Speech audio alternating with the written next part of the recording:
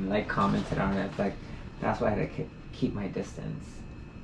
What was it? It was like, oh, girls that talk all this smack about blah blah blah, and I'm like, really, bitch? Like, you're the one that's gonna be. And usually I would keep it cute on mute, but I was like, I have to say something, bitch, because this is like how fucking like.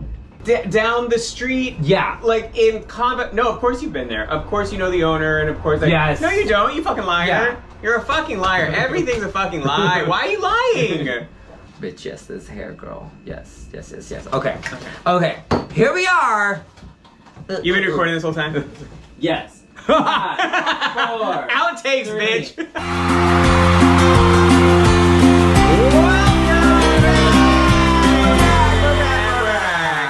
Welcome to a Kiki with Disco and Kickxy. I always want to say, welcome to Kickxy with Disco and Kickxy. What the fuck?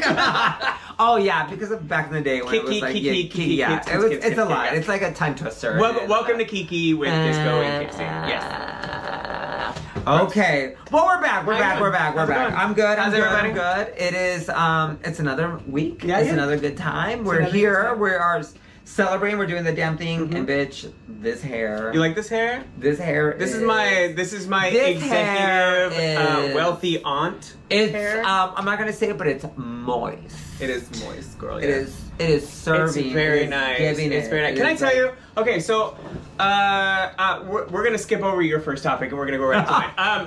Because we were already there. Wait, what was my first topic? Yeah, no, it's fine. We'll get. I'll get you. Okay, anyway. So I bought a wig recently from a very popular wig seller on Instagram. Whatever. I didn't get it styled. I just got like the actual wig. It's very nice. You were like, I'm gonna spend some coin. Yeah, for a nice wig, and it's beautiful, and I love this wig, and it's one of my favorite wigs. I wear it. It's the blonde with the pink stripes in it. Oh my god, I love that. It's beautiful. One. It's wonderful. It gives me like Christina Aguilera, like early 90s or late 90s, early 2000s, but it's like with the pink streak on. Right, and it's fucking sick. I love it. Yeah. It was worth every penny, but it was expensive.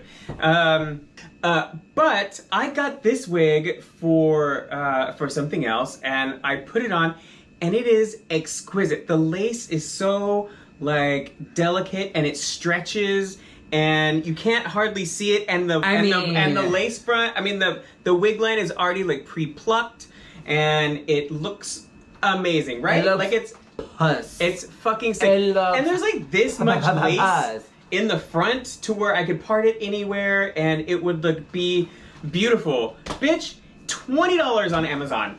$20 on Amazon. Should we put the link? And it's fucking... No, bitch, because I don't have it. No, but it's fucking beautiful. Sick. Yeah, I'm gonna get it in like every color that the company makes because it's amazing. You look amazing. But like, do you remember? Because at the last episode we were talking about how long we've been doing drag for like eons. You know, me since '98, you since 2000 and whatever. I don't. 2000. Where? It was a week ago, girl. I wasn't paying attention. Like how expensive it is now to like do drag and like wigs are fucking expensive, and I saw, you know, back in the day, like in the 90s and the 2000s, you went to like Express and Forever 21 and the thrift store and you got like some great pieces and you cut them up and you threw other stuff on top of it and it was fucking sick, and that was drag. But now you have to like... You have to be top notch. You have to spend $1,000. You have to spend all this money on wigs. And if you don't spend it, you're not doing it. I'm a local drag queen. Mm-hmm. I don't make thousands for an appearance. RuPaul girls do, and you know, blessings to them. Do your thing, make your shmoney. But you can't put that pressure on local girls to be like, oh, well, you need to like present just as well as them when you're in their presence or like hosting for them. Like, I'm obviously hosting for them because they can't host. It's true. I mean, they're good TV, but they're not a good host, and I will own that because I am a good host, and you're a fucking amazing host too. And as local queens, like, we know what we can do, and like, oh, okay, the audience is here to see these elaborate, like, all-star drag queens, so the queen that is a local queen better be equivalent to that or even more. Right. And bitch, I don't have that money. Like, no, hell no. I wanted to buy a ponytail. I've always wanted like a high and tight ponytail with like a high pony or whatever. Bitch, one of those online, on those Instagram queens, they're like $300. Yes. Oh no, I hit up one $300. person. This was last year because I had this whole rush look that I wanted to do because Christina Aguilera came out with this like Christina X Tina Rush liquid whatever, and I was like, oh my god, I want to do that same thing.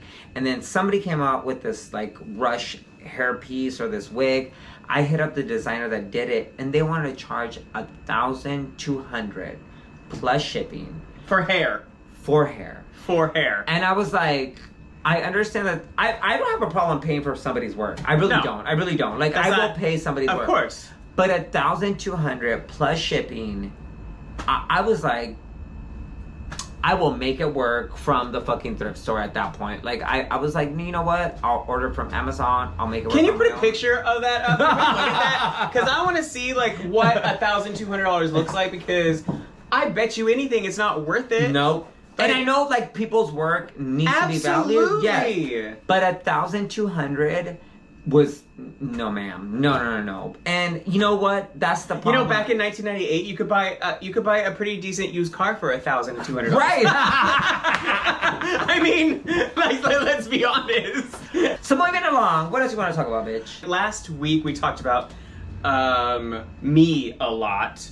So I want to talk about you now. A lot. I did. I told my origin story and like all kinds of things. So I want to. Before we get into your origin story, I do have like a little question I want to ask you. Okay. So being a local queen, you know, and being as popular as you are, and as many places that you work, you're around a lot of people, and you know a lot of people. So I want to know, who do you hate? Who is your like in your brain? Who is like your nemesis? I don't want to say I hate. Right. But who do you severely dislike that you do not would ever want to spend time with? Someone when you look at them, you're just like, you know what? I'll be completely honest. Yeah. I don't truly have that in my heart. Like, I really, like, you know, there are people that I will keep my distance from, mm-hmm. like, where I would just be like, you know what, like, you know, you be over there, I'll be over here. Mm-hmm. There is one that does not live in San Diego. She is not from San Diego. She has been on Drag Race. She has been an All-Star. She has been in the industry for a very long time, even before me. But I also keep it cute with her. Yeah. Like, I you know, because that's just like who I am, and mm-hmm. I don't really hate people. Yeah. But I keep a distance from people. Now, if you're gonna ask me, like, who would you keep a distance from in San Diego? Yeah. Here we go. Okay. Here's the list. And fuck that bitch too. Well, that's that. No, but like, no, in all honesty, like, I think there's a lot of ego in all of us. Absolutely. I mean, yeah. Yeah. I mean, there's a lot of ego. We do this for a percentage of that, for sure. But I don't do this for ego. I really do this because I do love to entertain people. And I do want to, like, touch people and make them just kind of feel like they can detach from their normal world. Mm-hmm. And I got this amazing message a couple of weeks ago at Toucans from somebody that was like, yeah, I brought some friends from down in, like, Bakersfield or somewhere in, like, the middle of California, because contrary to what people believe, California is not this mecca of just like tree huggers. Oh no, it's trash. The center of California is fucking Republican, like, gun-toting, redneck trash. So like they brought some friends from this middle area, and they were like, yeah, this was our first time seeing this, and they were like just over the moon, and they were like, oh my god, it was the best thing we've ever seen. That was so much fun. I can't believe I've never seen something like that. And so that made me feel happy. Absolutely. Yeah, and if you've ever been to one of Kickxy's shows and seen her host, you know that she's doing it to give people a good time, because that bitch, no matter what the time is, no matter how hot it is, how many girls there are, how tired she is, how tired the audience is, how 3 hours into it, she will talk and make sure that everyone in that fucking place gets the same amount of attention and the same show as everybody else. Even if they're not having fun, she will force it upon them. Yeah, I will force it upon you. Yeah, so so to all honesty, back to your question, I don't hate anybody. I do keep my distance from people, but like... You ever been in a fight? In high school? Fight? Like a physical fight? Yeah. Oh, yeah. Yeah? Yeah. Because you grew Bitch, up I'm from Stockton. Stockton. I always want to say Compton. You're from Stockton. Yeah, it sounds the same, bitch. Yeah. Have you ever been in a physical fight? No, fuck no. Look at me. You're like, I'm dainty. Who would ever want to hit this? No, girl, yeah. In multiple ways. Yeah. Yeah, girl. No, yeah. There's been moments. Yeah. And I'm not afraid. I've always been very like, okay, let me try to understand where people are coming from, but at the same time, out with love. But I'm like, if I get to a certain point, my mother was very, very kind and very loving, but she had a feistiness to her. Like once you got her over that Latina blood, girl. Yes. Once you cross that line, yeah, she was ready to fucking slap, scratch, and fucking go. And I have the same energy. I'm like, it takes a lot to cross that line, but if I cross that line, bitch, like I see red. All bets are off, and she told me this story about how last year she got the oil change in her car, and you almost got everyone in the fucking dealership fucking fired. It went from 0 to 1,000 and like that, yeah. So so in the last episode we talked about where I came from. Where did Kickxy come from? So Kickxy came from San Diego, and my husband named me John. He's the one that named me Kickxy. My original name was supposed to be Marbella Kyle, and I thought it was too specific to like my love for comics. Ned at Riches was the first one to tell me like, hey, before anybody else, you were the first one to do like characters that were comic book based and movie based, and there were other queens obviously doing it before me, but there was not a name attached to it. Right. He's been part of the board of Comic-Con for like decades, and he knew the word cosplay, but it was never like taken over into the drag world. Which is so weird to me because Comic-Con's been here for decades. Yeah. And like how someone didn't like latch onto that before is like so weird. And I think it's because like a lot of drag at that time, like, you know what, like 11, 12 years ago, it was more like movie based. It wasn't like a comic book based. Yeah, true. It was more like, you know, some kind of pop culture, like The Exorcist, or Mommy Dearest, or you know, whatever, Miss Doubtfire. It was like something that was like a movie based. It wasn't like a comic book based character or cartoon based. And if they were, there wasn't a name for it. So I was like, I don't want to make my name be so specific to that. I don't want to be like a one niche character or a one niche drag queen. So I was like, no, I don't want to be Marbella Kyle. Because there was a play on Marvel Comics and Selena Kyle, Catwoman, which was, you know, my everything, tattoo and everything. So then we were like sitting down. My husband was like, well, what do you think? And I was just like, well, you know, I just love Kick-Ass Vixens. They're just like so amazing, blah, blah, blah. He's like, well, what about Kickxy Vixen? And I was like, and I was like, do you remember that scene in Tu Wong Fu when what is it, at the very end, and she's like, I don't see you as a man, I don't see you as a woman, I see you as an angel. And then Patrick Swayze's character, Ms. Vita Boheme, is like, that sounds healthy. Yes. That's what I felt like. I was like, that sounds healthy. So I was just like, yeah, I'm gonna go with Kickxy Vixen, and then I went with it. And I used to make action figures. My name online used to be Twisted Plastique, and I used to make all these action figures. And my husband was like, well, you can kind of become the action figure. And I was like, oh my God, yeah. So I became that action figure. So I was like, yeah, so I will become that character that I've been making, or these characters or these toys. There was a time where I was just like, I didn't care who was around me, who was with me. I never meant to like hurt them, but I was just like, I'm going up here, and you're at my level or you're not. And I went for the sky, and you know, I'm still shooting, but I've calmed down. Like I've calmed down a lot, because I'm like, I don't want to be that person. I don't want to be that person that's You stepped on a lot of toes. I didn't step on anybody's toes. No, I didn't. I didn't step on anybody's toes. Because I was doing me. Yeah. I wasn't like, oh, let me like take Why did you feel like you had to apologize to people? Because I felt that I wasn't dumbing myself down for them. Right. Or I wasn't like gonna hold back or do something less of what I wanted to do. Or I wasn't. And you felt like you had to apologize for that? I did. Huh. I did. I felt like I was like, hey, I'm so sorry that I was better than you? Yeah. I mean... Yeah. Like, I was doing too much and trying to be too great that I had to apologize. I really did. Like, I really did. So yeah. I know. Like, and I think that's probably, like, my parents' humble beginnings of them being like, hey, like, don't feel better than, don't go anywhere that nobody invites you to. And I just had that feeling. I was just like, if I ever made you feel that I was stepping over you or not giving you an opportunity or, you know, whatever, like, it was my fault. Yeah. And I had to apologize. Like, I don't know. But then after that, like, I was just like, you know what? I'm going to continue doing my thing. And I'm going to try to give everybody the opportunity to grow and do their thing. I got drag daughters. Yeah.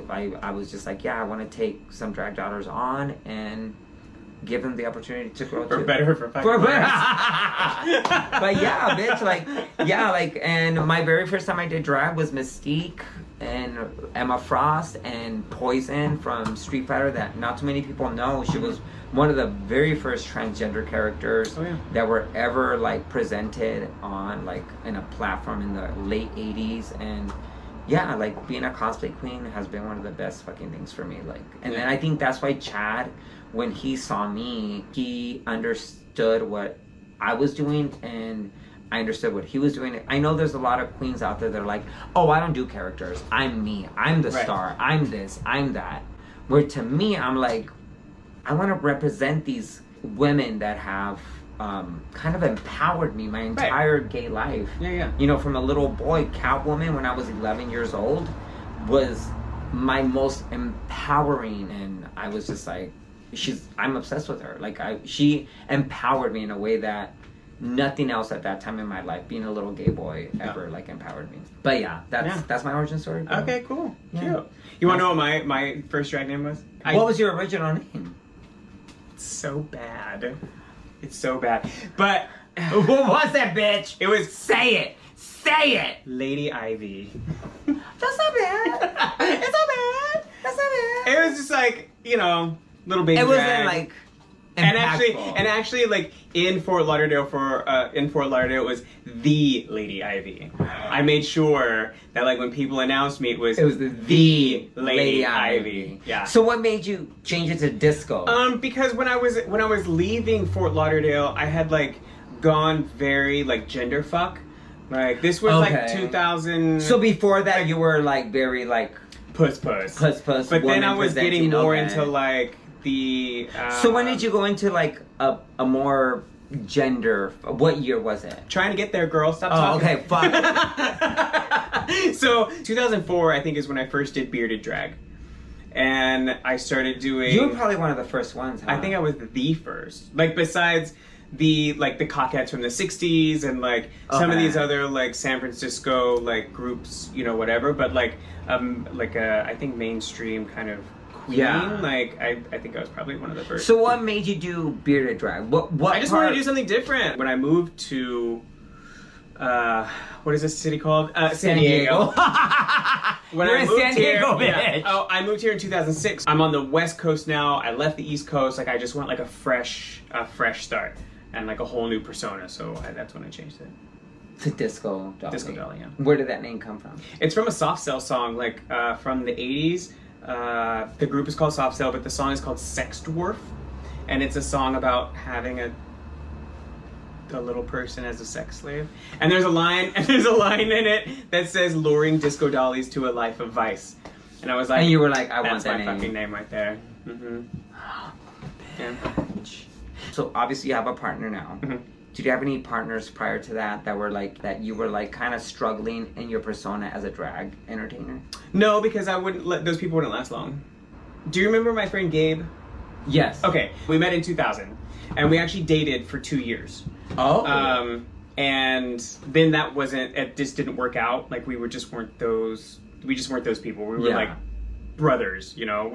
There was nothing intimate, you know, whatever. So we actually lived together for like 20 years. And like, so he was always, he moved away during COVID. Like he moved back home to West Virginia. So like we lived together for about 20 years, and he was kind of like my right-hand drag brother. Like he was the one that was like basically doing the stuff that John does. You know, but he was just like my brother.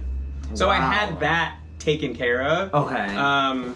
So I didn't let like boys that I would go out with, like, if you didn't like the drag thing, like, sorry, like, I don't have time for that. Like, you know, I have somebody that supports my drag. Yeah. You know, and if you want to support my drag, if you want to be intimate with me, then you definitely have to support my drag.